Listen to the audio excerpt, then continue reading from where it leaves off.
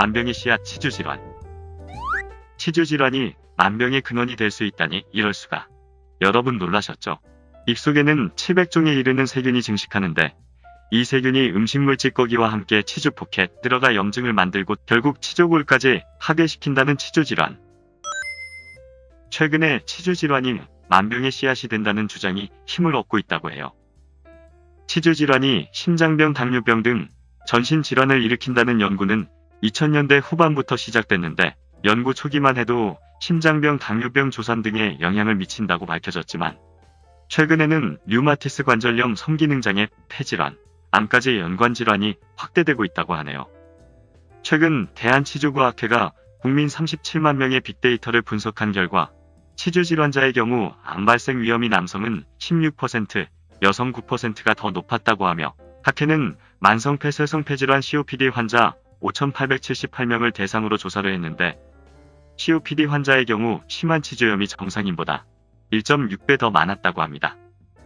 국내외 연구 결과에 따르면 치주질환자들은 정상인보다 뇌졸중이 일어날 확률은 2.8배 높고 심장질환 위험성은 2.7배, 폐렴은 4.2배, 당뇨병은 6배, 조산 및 저체중아 출산은 7배 더 위험한 것으로 조사됐다고 해요.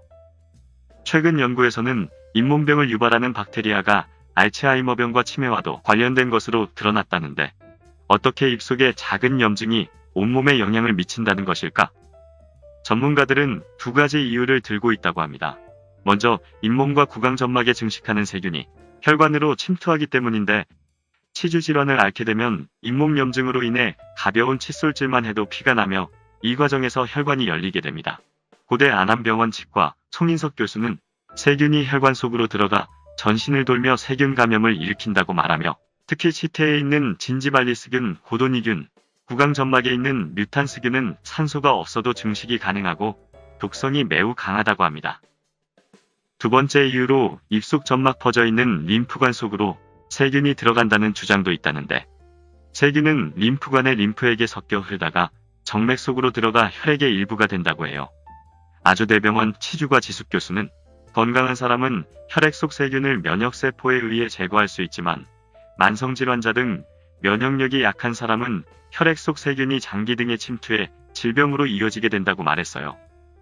한국인들의 치주질환의 유병률은 50대 이후 40에서 50%에 이를 정도로 2명에 1명꼴로 앓고 있는 국민질환 중의 하나이며 특히 40대 이후에는 치주질환의 유병률이 급격히 증가하게 되는데 만성적인 스트레스, 흡연, 단백질, 비타민 등의 영양 부족, 임신한 경우나 당뇨병 등과 같은 호르몬 장애, 후천성 면역 결핍증, AIDS 등의 원인이 질환을 악화시킬 수 있다고 하네요.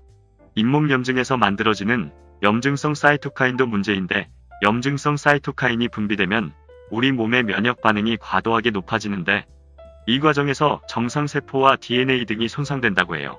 작은 염증도 배로 염증이 커지며 또한 염증성 사이토카인은 혈관을 타고 돌아다니는 특징이 있다고 합니다. 문제는 간에 도착하면 간세포에서 체내 염증 수치를 높이는 시 반응성 단백질 분비를 촉진하는데 이 단백질이 체내에 쌓이면 새로운 염증을 유발해 악순환이 된다고 하는데 카톨릭대학 박준범 교수는 치주질환을 예방하는 게 전신질환을 막는 지름길이다 라고 강조하셨어요. 그렇다면 치주질환의 최선의 예방법은 무엇일까요? 치주질환의 근본적인 원인은 치석과 치태입니다. 치태란 치아나 잇몸 표면에 붙은 세균 덩어리의 얇은 막으로 제때 제거하지 않으면 시간이 지나면서 침 속에 칼슘인 같은 원소가 부착해 돌처럼 단단한 치석으로 변하는데 치석 안에서 수억 수십억 마리로 증가한 세균들은 치주 조직에 침투해 염증을 유발한다고 합니다.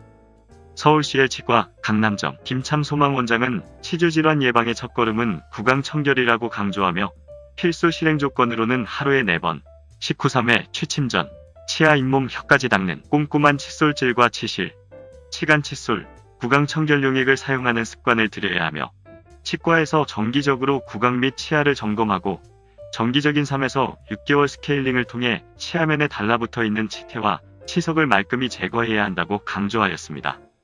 최근 미국 국민 건강 및 영양조사에 의하면 잇몸병이 있는 사람이 심장마비를 일으킬 위험은 2.1배, 뇌졸중을 일으킬 위험은 2.8배, 심장병에 걸릴 위험이 1.6배 높아진다고 하네요.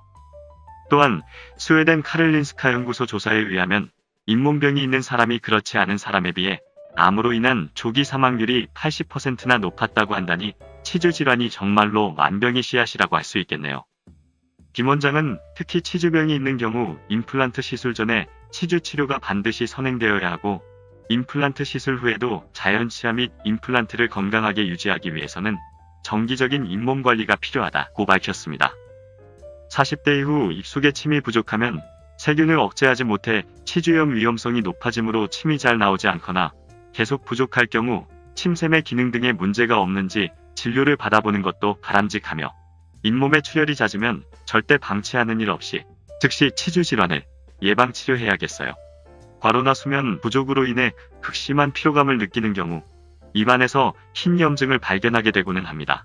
구내염 등의 잇몸 질환은 면역력이 약해졌을 때 쉽게 발생하게 되는데요. 더욱 악화되기 전에 적절한 처치를 받거나 도움을 줄 수 있는 음식을 먹는 것으로 개선해 볼 수 있습니다. 대표적으로 손꼽히는 잇몸병에 좋은 식품 종류에는 시금치, 캐슈너트, 양파, 우유와 치즈, 녹차 등이 있습니다. 다소 생소하게 생각되는 것들도 있으실 텐데요.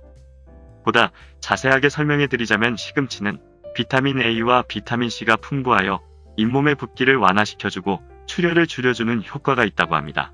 또한 플라그가 치아에 과도하게 쌓이지 않도록 하여 입안을 청결하게 하는 데에도 도움이 된다고 합니다. 캐슈너트의 경우 아몬드 등의 다른 견과류와 달리 부드러운 식감을 지녀 치주 조직이 약한 분들도 어렵지 않게 먹을 수 있습니다. 함유되어 있는 항박테리아 성분이 충치를 예방할 수 있으며 올레산 비타민 K가 건강관리에 도움을 줄 수도 있고요. 이와 마찬가지로 양파도 충치를 비롯한 잇몸 질환을 예방하는데 효율이 높다고 합니다. 실제로 치주가 부어 올랐다면 우려낸 물로 양치를 하는 것이 완화에 도움이 된다고 하네요. 어린 시절부터 꾸준히 권해주는 우유와 치즈는 칼슘과 인이 풍부하게 함유되어 있기 때문입니다. 치아가 더욱 튼튼해질 수 있도록 해주는 것이죠. 녹차에는 노화 방지와 항산화 기능으로 대표되는 폴리페놀이 다량 들어있습니다. 우리의 입속은 산도가 높아지면 세균들의 활동이 원활해져 플라크 또한 쉽게 생성되고는 합니다. 따라서 녹차를 마셔주는 것으로 간단하게 치석 방지를 해볼 수 있습니다. 실생활에서도 쉽게 발견할 수 있는 종류들이 잇몸 질환을 예방하는 데 도움이 되고는 하는데요. 이미 발현이 되었거나 악화된 경우에는 고통을 인내하는 것보다 빠른 시일 내로 내원해보는 것이 좋습니다.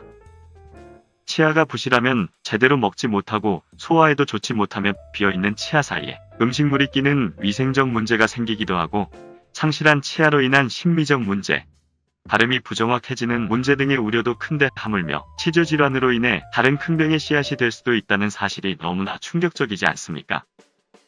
치아와 잇몸 질환이 건강한 삶에 있어 얼마나 중요한지 충분히 인지하시어 100세 인생을 이루시기 위해 평소 치아 관리를 철저히 해야겠습니다. 오늘 드린 말씀이 조금이라도 도움이 되셨다면 구독하기와 좋아요를 부탁드려요. 오래오래 행복 건강을 전달해 드릴게요. 감사합니다.